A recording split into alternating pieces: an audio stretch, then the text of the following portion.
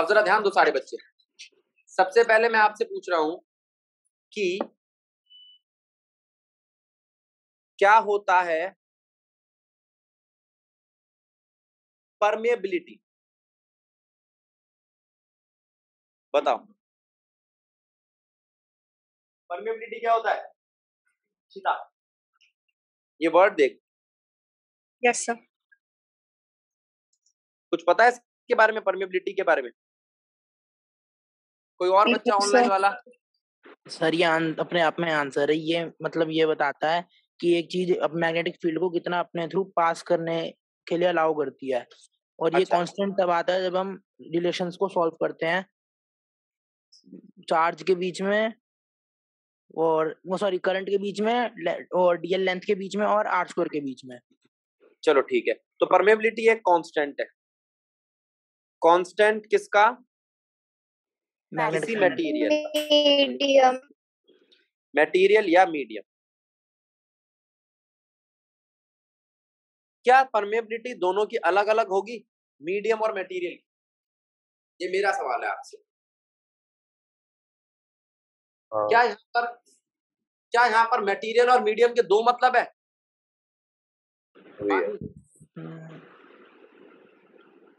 माही, क्या मटेरियल और मीडियम के दो मतलब है?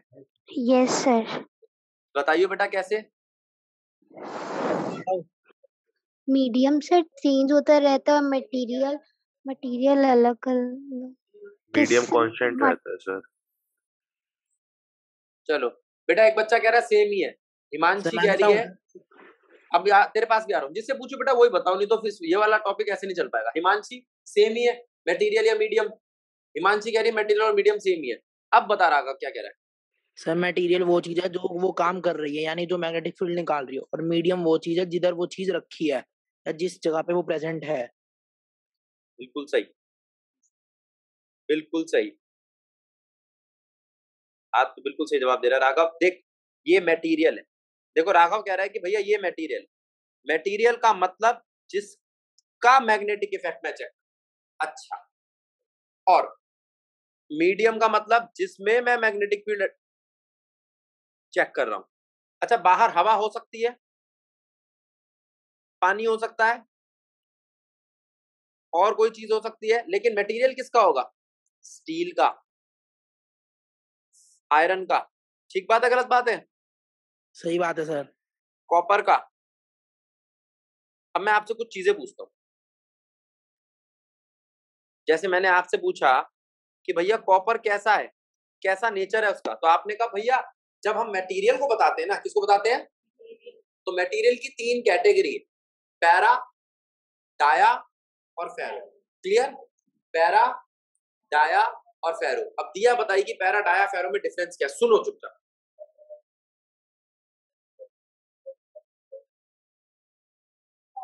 कुछ समझ नहीं आया। जिस पैरामैग्नेटिक वो होता है, जो जिस पैरामैग्नेटिक ये कह रही है वो होता है जिसके पास ऑल पेयर्ड इलेक्ट्रॉन्स। और डाया, पहली बात तो ये बिल्कुल गलत है, इसने उल्टा बोल दिया। पैरा का मतलब पेयर्ड नहीं होता, डाया का मतलब अनपेयर्ड नहीं होता, उल्टा होता है। डाया का मतलब ऑल पेयर्ड, पैरा का मतलब अनपेयर्ड। लेकिन मैं आपसे केमिस्ट्री नहीं पूछ रहा, फिजिक्स पूछ रहा हूँ। नहीं पता? सोनम नहीं पता? हिमांशी, पैरा डाया में डिफरेंस क्या है? कोई और हाथ खड़ा करके बताओ जिसको बताओ। पैरा और डाया में डिफरेंस क्या है? राघव बता सकता है? हाईली रिपल्सिव और अट्रैक्टिव। ये मेरे को नहीं पता इतना अच्छे से। एक मिनट गौरी बता, क्या डिफरेंस है पैरा और डाया में? पैरा वीकली अट्रैक्टिव होता है और डाया फीबली रिपल्सिव। अभी किसी ने हाईली वर्ड बोला है, वो कौन है? हाईली वर्ड किसने बोला बेटा? प्राची गलत बोला बेटा। देखो प्राची देख, पैरा का मतलब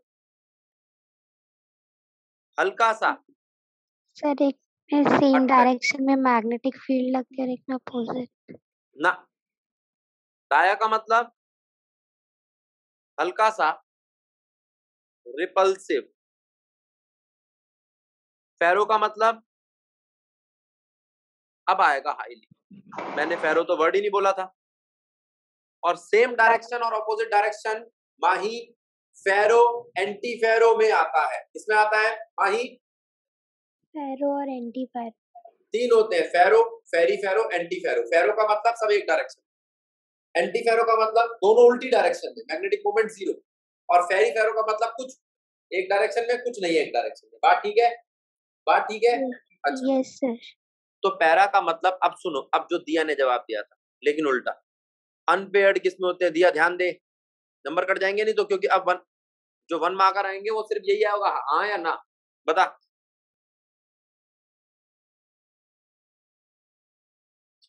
अगर किसी के पास अनपेयर्ड इलेक्ट्रॉन है, अगर किसी के पास अनपेयर्ड इलेक्ट्रॉन है तो इसका मतलब है वो पैरामैग्नेटिक बिहेवियर का है। अगर बहुत ज्यादा अनपेयर्ड इलेक्ट्रॉन है तो वो फेरोमैग्नेटिक बिहेवियर का है। दूसरी बात, पैरा और फेरो का एक और मतलब, पैरा का मतलब अट्रैक्टिव, फेरो का मतलब हाईली अट्रैक्टिव, और डाया का मतलब रिपल्सिव, रिपल्सिव का मतलब ऑल पेयर्ड इलेक्ट्रॉन। ये बात याद रहेगी? यस सर, याद रहेगी। अच्छा बेटा एक बात और सुनो राघव, ये तीनों के तीनों किसको बता रहे हैं? मैग्नेटिज्म को। मटेरियल किसको? मटेरियल के मैग्नेटिज्म मीडियम को नहीं, मीडियम को कौन बताए?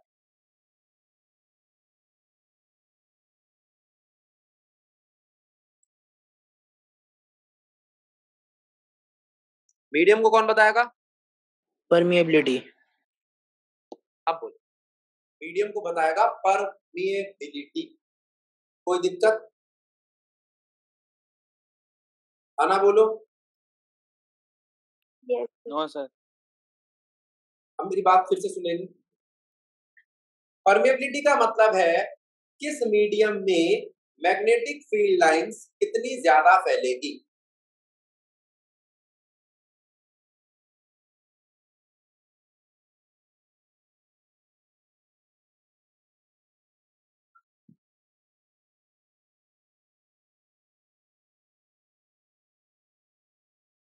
चेक करना ठीक लिखा है मैंने, गलत लिखा है? सही लिखा है।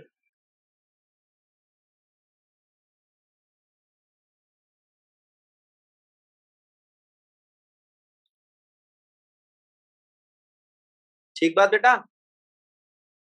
सही बात परमिएबिलिटी, सर। रिलेटिव परमिएबिलिटी वगैरह वगैरह। अब क्या होता है रिलेटिव परमिएबिलिटी?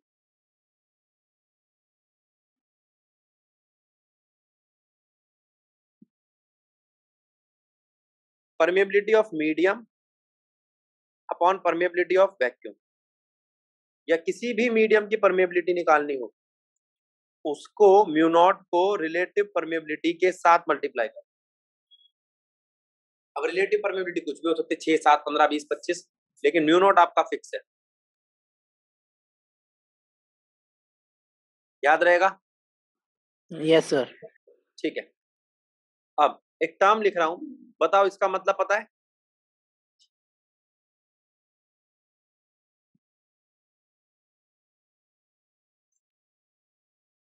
हाँ जी सर, पता है। Magnetic moment. क्या? Magnetic moment.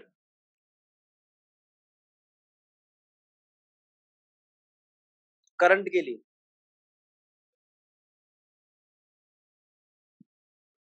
बार मैग्नेट के लिए, ये दो फॉर्मूले होते हैं। अब बताओ ठीक है या गलत है? सही है। मैग्नेटिक मोमेंट को आप कह सकते हो करंट इनटू एरिया, या मैग्नेटिक मोमेंट को कह सकते हो चार्ज इनटू लेंथ। ठीक बात? Yes sir. ठीक बात। अब देखो, ये टर्म नहीं सुनी,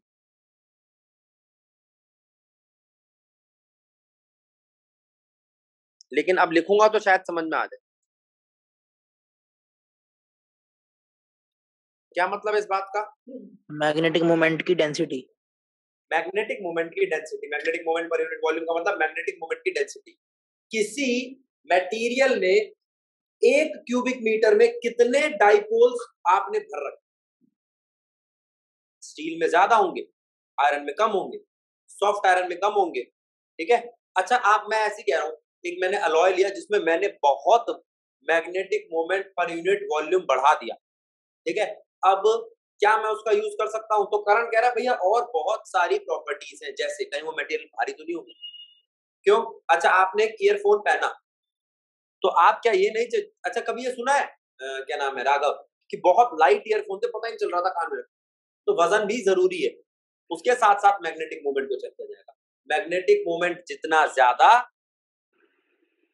उतना बेहतर, और ये ज्यादातर उन्हीं के काम आता है, म्यूजिक वगैरह। ठीक है, मैग्नेट उसी जगहों पे काम आते हैं। ठीक है, तो आप कह सकते हो मैग्नेटाइजेशन का मतलब क्या है, ये मटेरियल की बात चल रही है। किसकी बात चल रही है? मटेरियल की। अब इस वर्ड को देखियो तो तेरे को लगेगा कि शायद ये वही चीज फिर दोबारा आ गई, लेकिन ये वो नहीं है।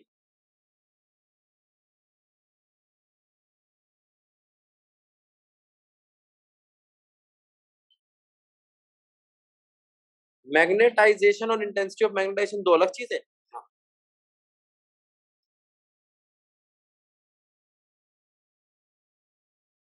अब सुनो,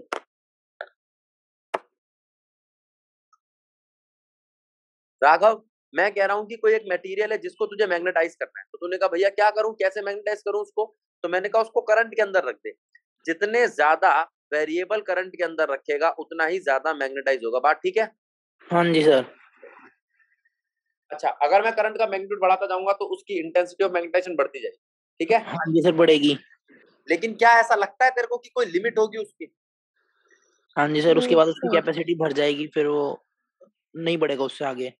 ठीक है, जरा यहाँ ध्यान दे, क्या है ये एक मटेरियल है और ये दूसरा मटेरियल है। पहले दोनों मटेरियल देख। शिवानी, बात ठीक है? शिवानी, पार्ट 1। हाँ जी सर। दो मटेरियल लिए मैंने। पहला जो मटेरियल है आपका,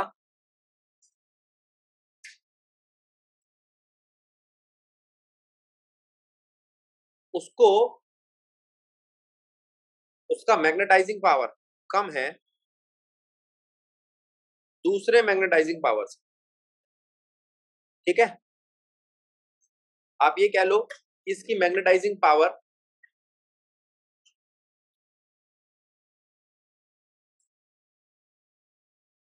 हाफ है M2 से, कम है ना?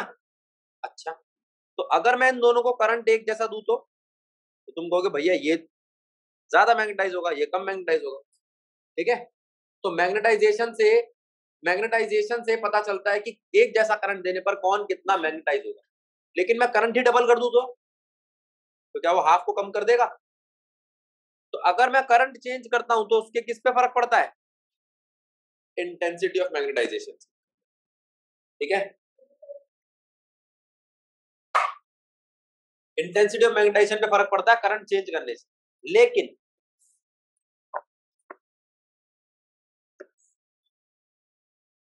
अगर मैं करंट चेंज ना कर कर क्या चेंज करूं, मटेरियल, तो किस पे फर्क पड़ता है? बोलो।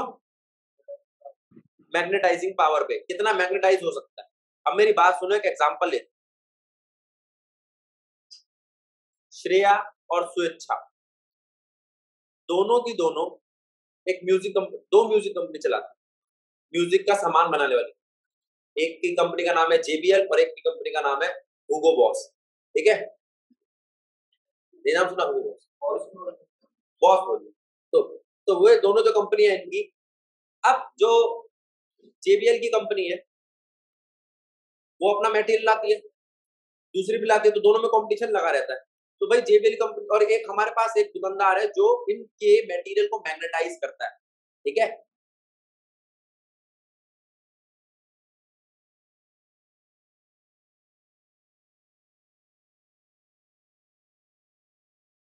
सर आवाज गई।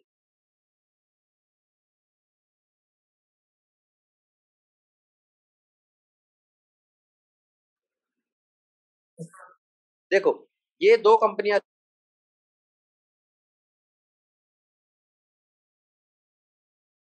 दोबारा चला गया सर। सर दोबारा गया, पर स्क्रीन चल रही है। म्यूट हो गया क्या?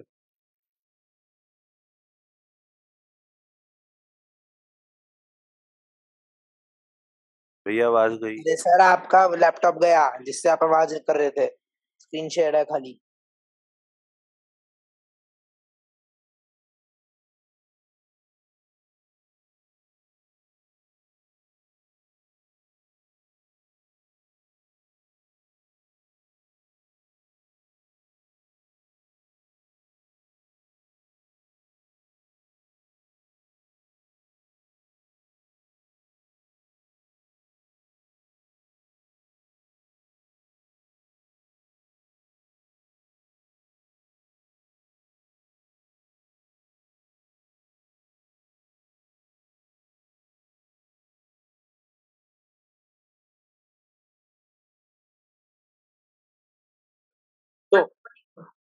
तो जब इस तरीके से एक लिमिट आ गई तो उसको मटेरियल बदलने को कहा गया। जब तक उसका करंट बढ़ता जा रहा था तब तक उसकी इंटेंसिटी बढ़ती जा रही थी, जहां उसकी इंटेंसिटी की लिमिट आ गई तो उसको अब मटेरियल बदलना पड़ेगा। इंटेंसिटी क्या है H और मटेरियल क्या है? मटेरियल है M, कैपिटल M। तो जब मटेरियल की बात आए तो आएगा इंटेंसिटी मैग्नेटाइजेशन, और जब बाहर से करंट देने की बात आए तो क्या आएगा? Intensity of magnetization. तो ये H और M, पहली बात तो ये कि ये M और H एक दूसरे पे डिपेंड करते हैं। ये M भी मैग्नेटिक फील्ड पे डिपेंड करता है, ये H भी मैग्नेटिक फील्ड पे डिपेंड करता है। H करंट पे डिपेंड करता है लेकिन मैग्नेटाइजेशन करंट पे डिपेंड नहीं करता, याद रहेगा। और ये दोनों ही M भी और H भी म्यू पे भी डिपेंड करते हैं। किस पे डिपेंड करते हैं? अब इनके बहुत सारे छोटे छोटे फॉर्मूले बनेंगे, मैं एनसीईआरटी में दिखाऊंगा आपको। अब मैंने आपसे एक चीज पूछी, कोई बात नहीं माही, आगे ध्यान दो। अब मैंने आपसे एक चीज पूछी, देखो डाया, पैरा और फेरो का म्यू कैसे काम करेगा। डाया का म्यू कितना होगा, पैरा का म्यू कितना होगा और फेरो का म्यू कितना होगा। ये तीन मटेरियल है, इन तीनों मटेरियल की परमिएबिलिटी कितनी होगी। मैं क्या पूछ रहा हूं? डाया की परमिएबिलिटी जो होगी वो 1 से कम होगी, पैरा की 1 से ज्यादा होगी और फेरो की 1 से बहुत ज्यादा होगी। फेरो की तकरीबन 1000 के आसपास होगी। कितनी ज्यादा होगी? करीब करीब 1000 के आसपास। क्या ये बात समझ में आई?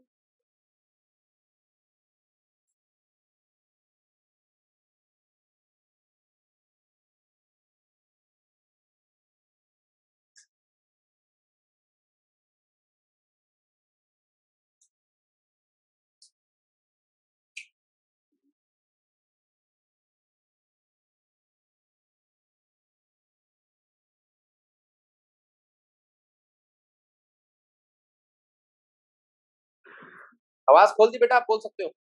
आ गई भैया। तो डाया, फेरो और पैरा का 1 से कंपैरिजन कर रहा हूं। किससे कर रहा हूं? अब एक 1 टर्म और से। ला रहा हूं। कोई आपसे पूछे डाया, पैरा, फेरो का मतलब क्या है, ये उस मटेरियल में कैसा बिहेव करेगा, ये मैं सॉरी उस मीडियम में कैसा बिहेव करेगा। कौन? मटेरियल। कौन? आना जरा। अब एक बार इसको देखना बेटा, आपको मीडियम दिखाई दे रहा है? सार्थक अग्रवाल, हाँ भैया। कैसा मीडियम है देख। क्या लग रहा है, मैग्नेटिक फील्ड कांस्टेंट है या वेरिएबल है? वेरिएबल। अच्छा, अब मैं तेरे से पूछ रहा हूँ कहाँ मैग्नेटिक फील्ड ज्यादा है? ऊपर? ऊपर। चलो अच्छी बात है।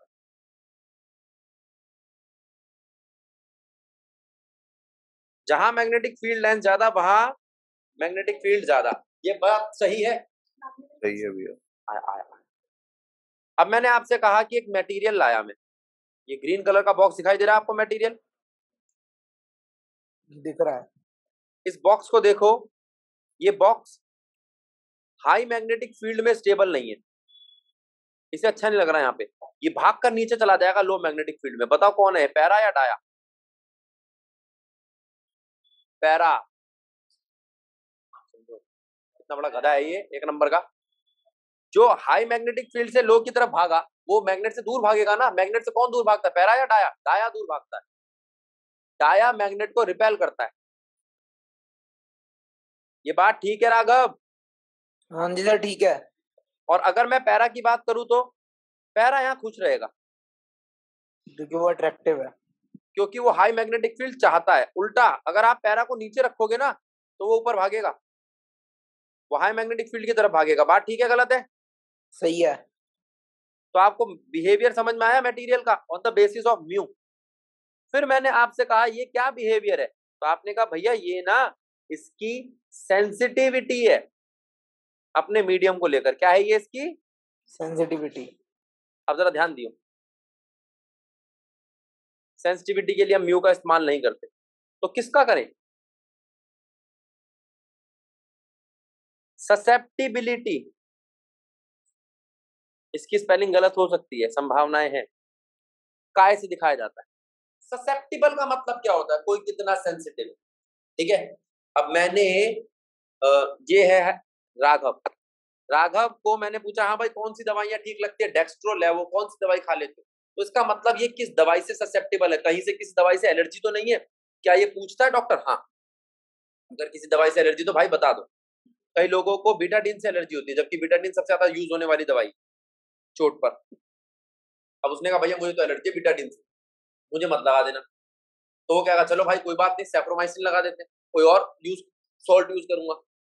तो इसका मतलब तू कहेगा कि भैया मैं इससे ससेप्टिबल हूं। अच्छा, ससेप्टिबिलिटी भी दो तरीके की होती है राघव। हाँ जी सर। क्या कभी ये ऐसे पढ़ा है, एक वर्ड होता था, मुझे याद नहीं है थोड़ा सा, ट्रॉपिक और नास्तिक कुछ करके होता था, जो उसकी तरफ बढ़ता था या उससे दूर भागता था, नास्तिक और नास्तिक, है ना? हाँ जी। क्या बोला तूने वर्ड वैसे? नास्तिक कह रहे हो ना? क्या आस्तिक नास्तिक पे चला गया भैया? अरे आस्तिक नास्तिक भगवान वाली बात नहीं कर रहा बेटा मैं। 10th क्लास में एक टॉपिक हुआ करता था, एक तो होता था कि वो अर्थ की तरफ जाता है और एक अर्थ से दूर भागता है, प्लांट होता है ना, क्या बोलते हैं उसको, जियोट्रॉपिक। हिंदी में ही समझा लो, हिंदी में ही समझा लो कोई। तो सही तो बोल रहा हूँ मैं, ट्रॉपिक और नेस्टिक मूवमेंट। तो इसका मतलब उसी तरीके से होती है ससेप्टिबिलिटी। ससेप्टिबिलिटी ये कह रहा है कि क्या ये मैग्नेट को पसंद करता है या मैग्नेट से दूर भागता है। तो अब मैं आपसे पूछ रहा हूँ, डाया मैग्नेट को पसंद करता है या दूर भागता है? तो डाया की ससेप्टिबिलिटी नेगेटिव होगी। डाया की ससेप्टिबिलिटी क्या होगी? एक और बात, डाया की ससेप्टिबिलिटी 0 से छोटी होगी। क्या 0 से छोटा नेगेटिव होता है? और हाँ पैरा, जी। और पैरा की ससेप्टिबिलिटी देख क्या होगी? पॉजिटिव का मतलब ग्रेटर देन 0। ठीक है। अच्छा, अब मैं आपसे कह रहा हूं कि अगर मैं फेरो की बात करूं तो आपने कहा भैया बहुत ज्यादा बड़ा होगा 0 से, लेकिन कहलाएगा अब भी पॉजिटिव। अब जरा इन दोनों कंपेयर करना, आजू बाजू में मैंने इसलिए लिखे हैं जिससे आप इनमें फर्क बता सको। चलो जी गौरी बता, दोनों में फर्क क्या है?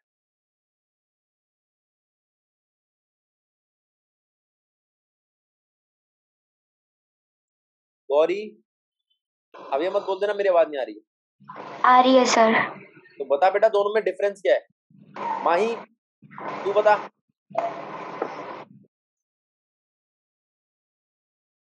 प्रतीक तू बता सकता है बेटा? सर म्यू जो है वो मीडियम को बता रहा है और ससेप्टिबिलिटी मटेरियल का बिहेवियर बता रही है। ठीक है, हर्षप्रीत तू बता सकती है बेटा क्या डिफरेंस है म्यू में और ससेप्टिबिलिटी में?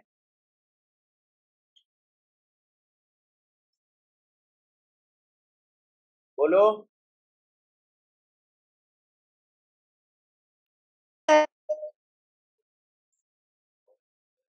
सर म्यू तो सेंसिटिविटी ऑफ मटेरियल बता रहा है। अच्छा, और ससेप्टिबिलिटी क्या बता रहा है? Non sensibility.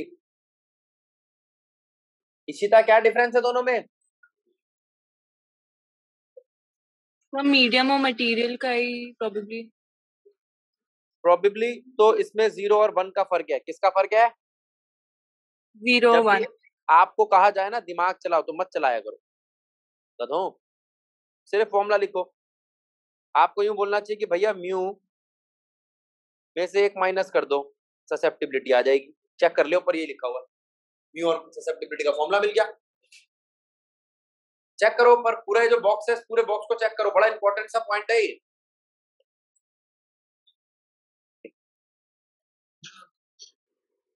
एक टर्म होता है, ये वर्ड देखो, इससे वाकिफ हुआ?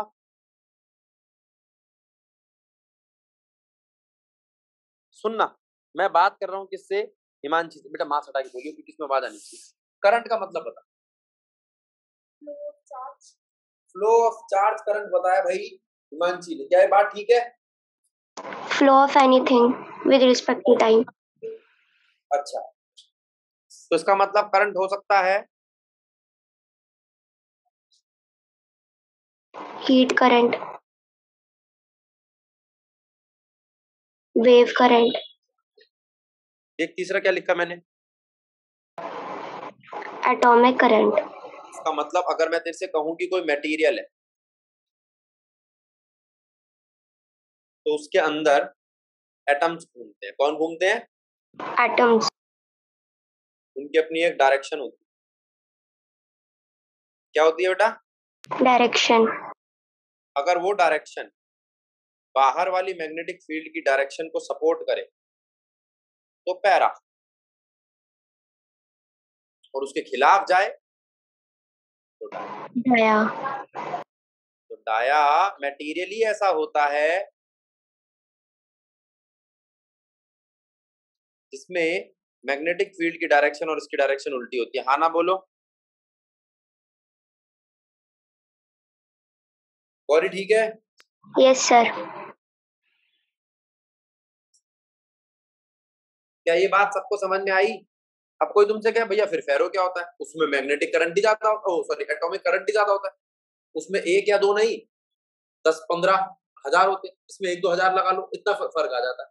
और उसी की वजह से उसका मैग्नीट्यूड बढ़ जाता है। क्या बढ़ जाता है? मैग्नीट्यूड। क्या ये बात समझ में आई? मंजू ये बात समझ में आई? Yes sir. लेकिन एक बात समझ में नहीं आई, वैभव कहाँ है?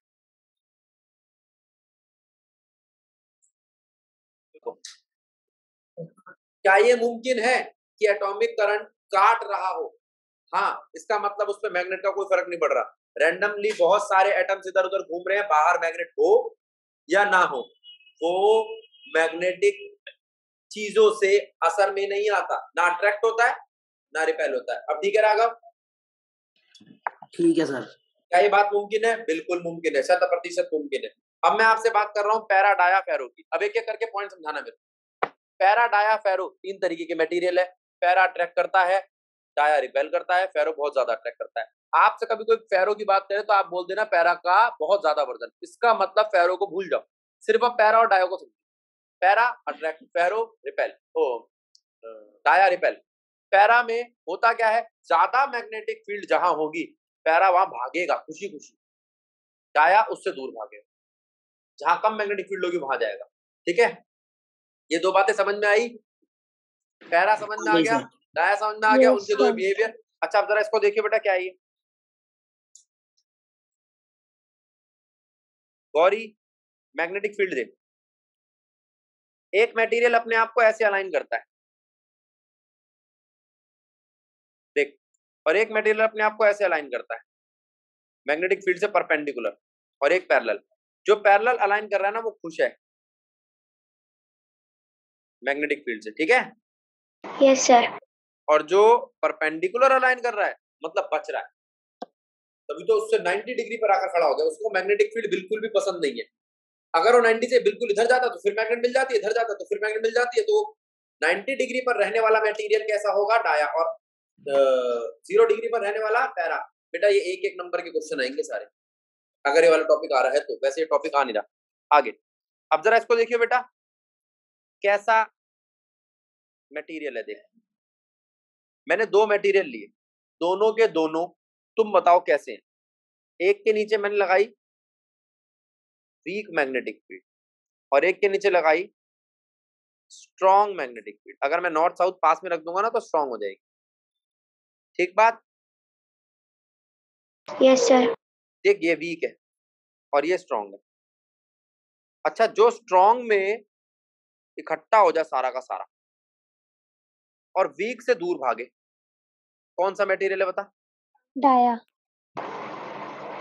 डाया स्ट्रॉन्ग में इकट्ठा हो जाता सारा। तू कौन सी पढ़ाई पढ़ रही है? नहीं, उल्टा पैरा। बोल रहे। नहीं, वो लो में होगा। क्या होगा? रोमियो?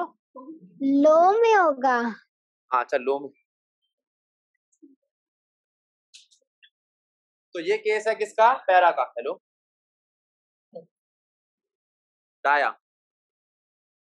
अब जल्दी समझो, डाया देखना बेटा, जहां पर मैग्नेटिक फील्ड कमजोर होगी डाया तो वहीं भरेगा, सारा बीच में आ जाएगा। और जहां पर मैग्नेटिक फील्ड स्ट्रांग होगी डाया वहां से दूर भागेगा। ये बात ठीक है क्या? क्लियर? अब कोई तुमसे पूछे फेरो, तो आपका जवाब होना चाहिए फेरो का लिक्विड नहीं होता। क्या? फेरो का लिक्विड नहीं होता। किसको ये बात गलत लग रही है? अगर लग रही है तो पूछो, मैं फिर उसका जवाब दूंगा। सर गौरी, मुझे हाँ बोलो बोलो बोलो। सर सर जो हाँ चीज है फेरो की वो गर्म करने पे एक टाइम आएगा जब वो मेल्टिंग पॉइंट पे रीच करके पिघल जाएगी, तो क्या वो फेरो नहीं रहेगी? बस यही तो बात पूछनी थी और क्या, बिल्कुल सही क्वेश्चन पूछा है। एक बात बता, ये है आयरन, क्या है? आयरन। इसको तूने मेल्ट किया, मेल्ट करने के लिए क्या देगा? Temperature increase. और मेल्टिंग पॉइंट पता है कितना टेम्परेचर होता है इसका? 800, 850, मतलब बहुत ज्यादा। और अब एक बात सुनिए, on increasing temperature magnetic behaviour of para as well as ferro decreases. ठीक है? और मेल्टिंग पॉइंट जो है ना, वो हमेशा क्रिटिकल टेम्परेचर से ऊपर होता है। क्रिटिकल टेम्परेचर के बाद ये अपना मैग्नेटिक बिहेवियर ही खो देता है। ये मैग्नेट ही नहीं रहता, फेरोमैग्नेटिक सब्सटेंस। ठीक है बेटा? यस सर, समझ गया। क्रिटिकल टेम्परेचर के बाद फेरोमैग्नेटिक सब्सटेंस बन जाता है पैरामैग्नेटिक सब्सटेंस, और बॉइलिंग पॉइंट के बाद ये कुछ भी नहीं रहता।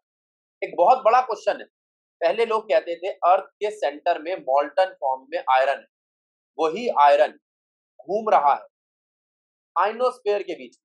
जब कोई आयन के बीच में मेटल घूमता है तो मैग्नेट बन जाता है। तो बाद में साइंटिस्टों ने इसको गलत कर दिया, उन्होंने कहा नीचे जो है ना मेटल, वो मॉल्टन स्टेट में, और पिघले हुए मेटल, पिघले हुए आयरन की, पिघले हुए लोहे की मैग्नेटिक फील्ड नहीं होती, कोई मैग्नेटिक असर नहीं होता। ठीक है? Yes sir. क्या बेटा, एक बारी बात सुनो। हाँ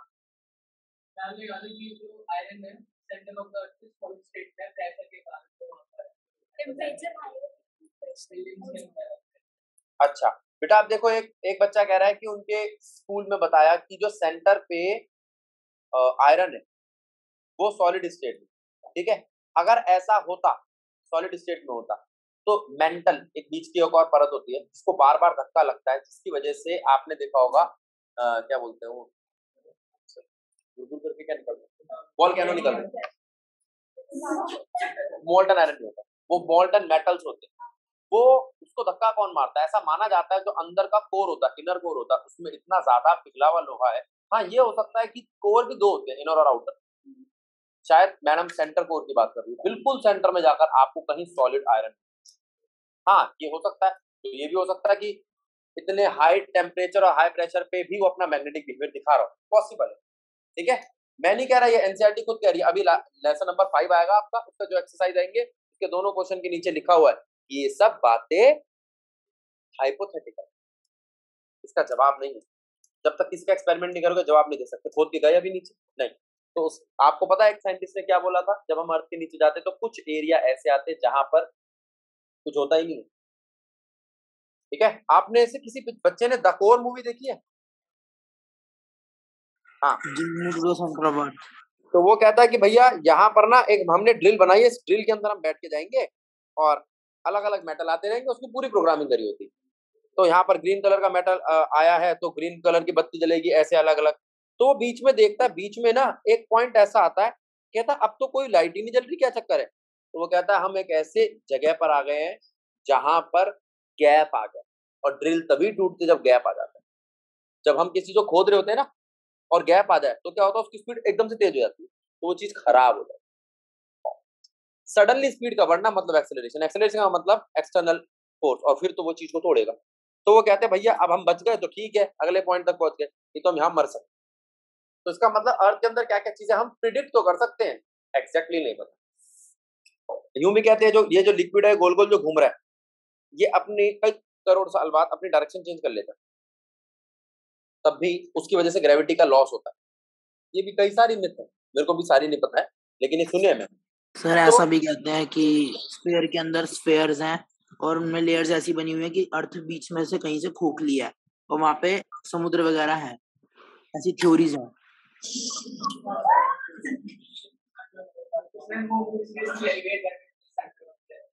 अच्छा चलो, अच्छी बात है, ये होगा बेटा, मुझे नहीं पता है। ठीक है राघव? हाँ जी सर। डोरेमोन देखता है तू? नई नॉवल पढ़ी थी, general to journey to the centre of earth. अच्छा, ये कह रही है भैया डोरेमोन में पढ़ा है इसको। हिमांशी। अच्छा चलो आ जाओ। राघव क्यों देखेगा डोरेमोन? राघव शीशा थोड़ी देखता है।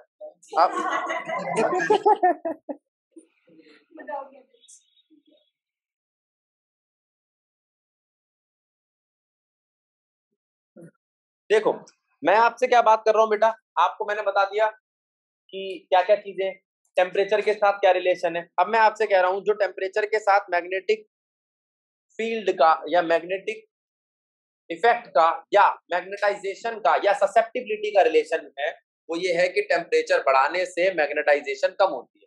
टेम्परेचर बढ़ाने से मैग्नेटाइजेशन कम होती है। इंटेंसिटी ऑफ मैग्नेटाइजेशन नहीं, मैग्नेटाइजेशन।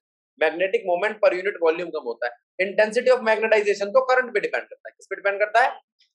अच्छा, तो इसका मतलब कोई टेम्परेचर होगा, हाँ, जिसने खोजा था उसने अपना नाम लिख दिया, क्यूरीज टेम्परेचर। क्या नाम है उसका? मैडम क्यूरी ने उसको डिस्कवर किया था, तो क्यूरीज टेम्परेचर। क्यूरीज टेम्परेचर का एक क्रिटिकल टेम्परेचर होता है। क्रिटिकल टेम्परेचर के बाद फेरोमैग्नेटिक सब्सटेंस कन्वर्ट हो जाता है किसमें? पैरामैग्नेटिक में।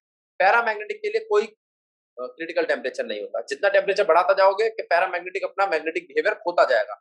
अच्छा एक बात बताओ, मैग्नेटिक बिहेवियर खोएंगे ना, डाया के पास खोने के लिए क्या है? कुछ भी नहीं। तो डाया इंडिपेंडेंट होता है टेम्परेचर से। 3 क्वेश्चन है, सुनो। पहला, डाया इंडिपेंडेंट होता है टेम्परेचर से। दूसरा, पैरा जो होता है वो डिपेंड करता है लेकिन इनवर्सली। तीसरा, फेरो जो होता है वो भी डिपेंड करता है इनवर्सली, लेकिन उसमें एक चीज और होती है, क्रिटिकल टेम्परेचर। क्रिटिकल टेम्परेचर के बाद फेरो क्या बन जाता है? पैरा। अब जरा एनसीईआरटी खोल देखते हैं, एनसीईआरटी क्या कह रही है।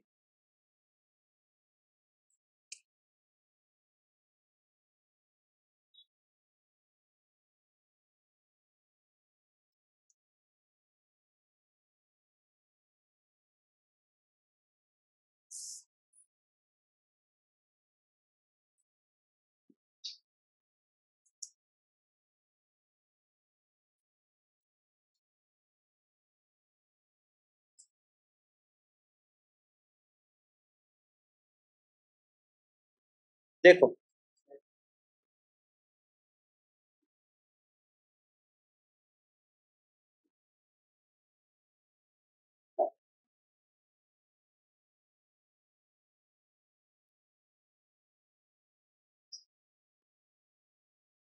अर्थ मैग्नेटिज्म की बात कर ली थी हमने, याद है। मैग्नेटाइजेशन और मैग्नेटिक इंटेंसिटी। मैग्नेटाइजेशन का मतलब अभी बताया मैंने आपको। राघव बात ठीक है? सही बात है।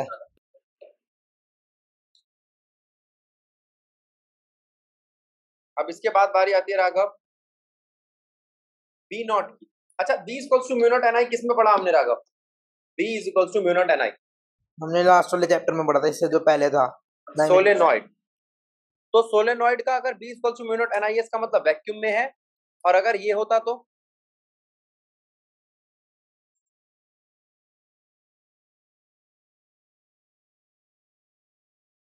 ये क्या है?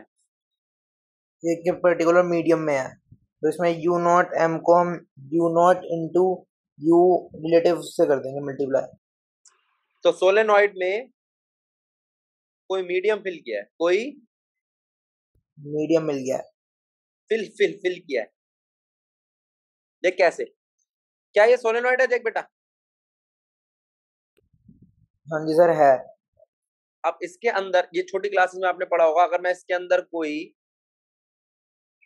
लोहे की या किसी मेटल की रॉड को इंसर्ट कर दूं तो इसका मैग्नेटिक बिहेवियर बढ़ जाएगा। कितना? म्यू आर टाइम्स, क्योंकि यहाँ पर फॉर्मूला आता है म्यू आर, यही कह रहा था ना, म्यू नॉट एन। हाँ जी सर।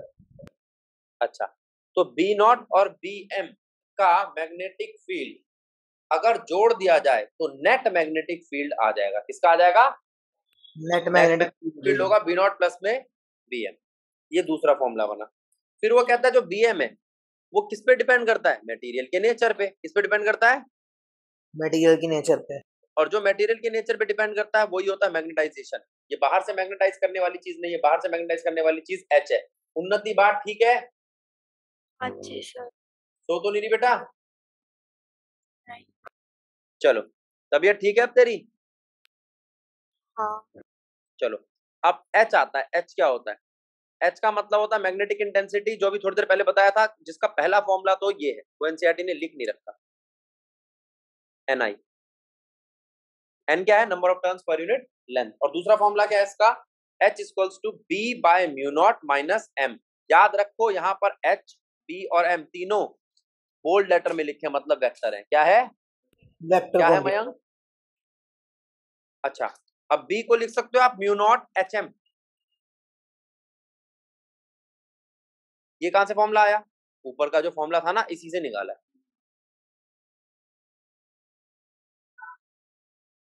ठीक है बेटा, देख यस बीएम का फॉर्मूला देख मैं साइड में लिख रहा हूं, सारे बच्चे ध्यान दो। बीएम का फॉर्मूला दिखाई दे रहा है आपको? दिख रहा है। Mu naught M. और यहां से बी का फॉर्मूला क्या बनता नजर आ रहा है? Mu naught M plus M. H mu naught plus M. ठीक है बेटा, एम यू नॉट नहीं होगा?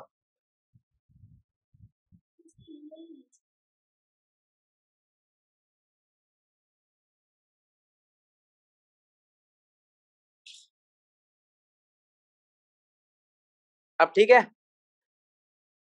हाँ जी, अब ठीक है। ठीक है, अब मैं अगर तेरे से कहूं mu naught H M B है, तो बी नेट कितना होगा? नॉट और प्लस एम, एक मीडियम का और वैक्यूम का सम। अच्छा, तो बी मीडियम क्या निकल कर आएगा? यहां से बी नॉट की वैल्यू आ सकती है, देख बी की वैल्यू तो है तेरे पास, mu naught H plus M, और एक की है म्यू नॉट एम, तो बी नॉट क्या आ जाएगी